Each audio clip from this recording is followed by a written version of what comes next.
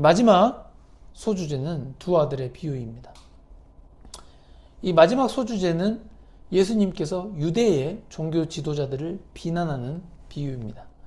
다음 주일에 다룰 이야기들이지만 이 비유를 말씀하시고 나서 예수님이 악한 농부 비유와 혼인잔치 비유가 나옵니다. 이 세 비유들 중 오늘 다루는 두 아들 비유는 이 마태복음에서만 기록된 이야기입니다. 다른 두 비유들은 다음 주일에 다루겠습니다.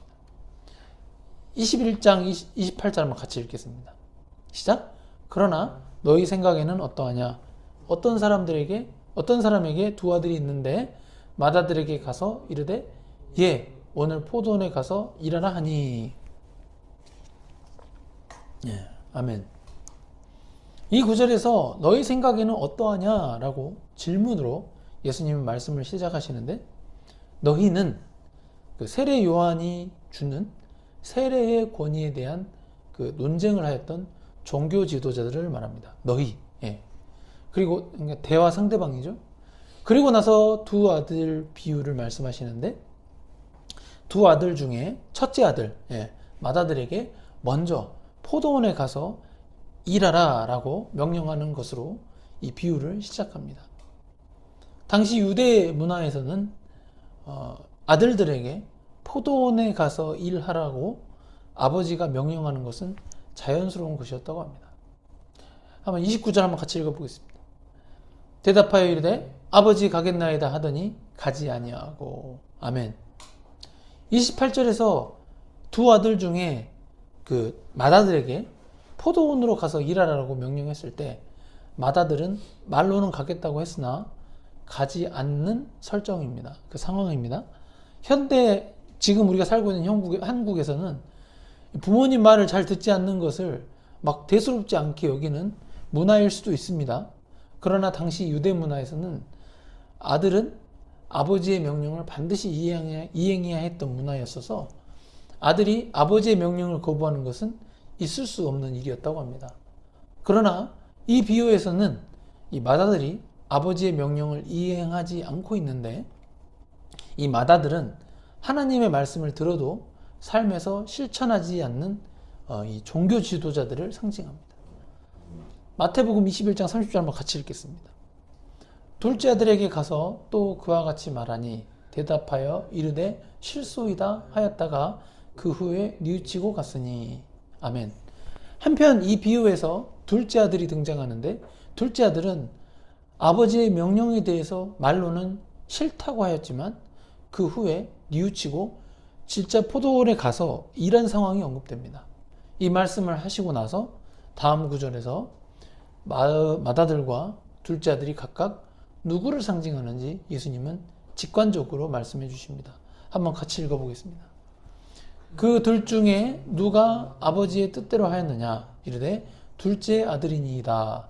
예수께서 그들에게 이르시되 내가 진실로 너희에게 이르노니 세리들과 창녀들이 너희보다 먼저 하나님의 나라에 들어가리라. 요한이 의의 도로 너희에게 왔거늘 너희는 그를 믿지 아니하였으되 세리와 창녀는 믿었으며 너희는 이것을 보고도 끝내 뉘우쳐 믿지 아니하였도다. 아멘. 31절에서 예수님이 그 둘 중에 누가 아버지의 뜻대로 하였느냐라고 종교 지도자들에게 질문하였을 때 종교 지도자들은 둘째 아들이니이다 라고 답변하였습니다. 그들은 이 비유가 자신들을 대상으로 한 비유인지 깨닫지 못하자 예수님은 직설화법으로 세리들과 창녀들이 너희보다 먼저 하나님의 나라에 들어가리라 라고 말씀하십니다. 유대의 종교 지도자들이 이 비유에 언급된 맏아들이고 세리와 창녀들이 이 둘째 아들로 간주됩니다.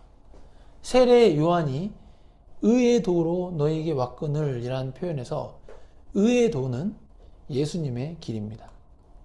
예수님께서는 당신 스스로에 대하여 다음과 같이 말씀하셨습니다. 한번 같이 읽어보겠습니다. 요한복음 14장 6절 시작. 예수께서 이르시되 내가 곧 길이요 진리요 생명이니 나로 말미암지 않고는 아버지께로 올 자가 없느니라. 아멘. 이 말씀에 따라 의의 도가 길이요, 진리요, 생명이신 예수님의 도인 것입니다. 왜냐하면 예수님이 온전히 의로운 분이시기 때문입니다. 요한이 의의 도로 너희에게 왔거느리란 표현의 의미는 세례 요한이 예수님의 길을 예비한 선지자라는 것인데, 종교 지도자들은 세례 요한을 믿지 않았지만 오히려 세리와 창녀가 세례 요한이 선포한 이 복음의 메시지를 믿고 뉘우쳤음을 말씀하신 것입니다. 유대의 종교 지도자들은 교만했고 예수님을 메시아로 알아보지 못했던 이 영적 어두움 가운데 있었습니다. 그랬기 때문에 세례 요한이 선포했던 이 복음의 메시지를 받아들이지도 않았습니다. 종교 지도자들은 율법의 전문가들이었음에도 불구하고 정작 율법을 이루신 예수님을 전혀 알아보지 못했습니다. 지금도 마찬가지입니다. 이 목사나 전도사라고 해서 겸손한 마음으로 성경을 공부하지 않으면 유대교의 종교 지도자들처럼 영적 어두움 가운데 있을 수 있습니다. 성령님의 조명하심 따라서 성경 말씀을 깨닫는 겸손한 그리스도인이 되어야 합니다. 그렇다면 어떻게 해야 이 겸손한 그리스도인이 될까요? 예수님이 말씀하신 세리와 창녀들부터 우리가 그 세리와 창녀들로부터 교훈을 얻을 수 있습니다.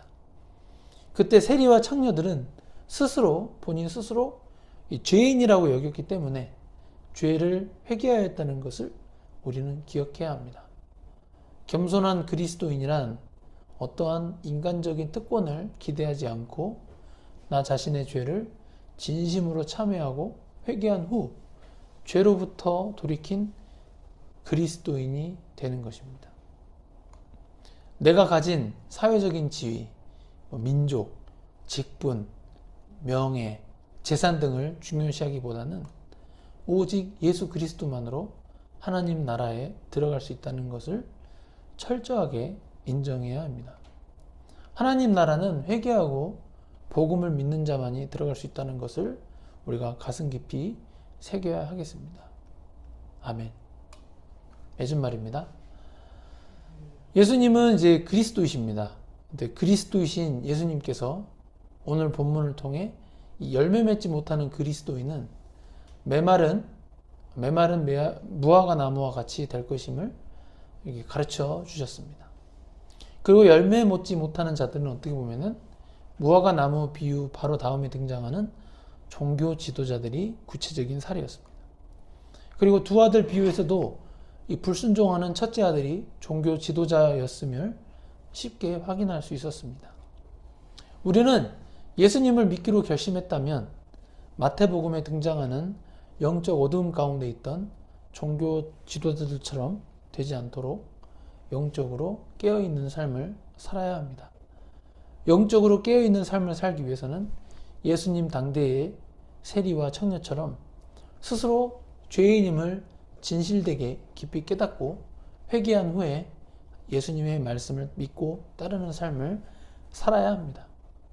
참된 회개와 예수님 말씀에 대한 순종 없이는 영적으로 깨어있는 삶을 살 수 없음을 기억하는 용인승리교회 성도님들 되시기를 예수님의 이름으로 축복합니다. 아멘.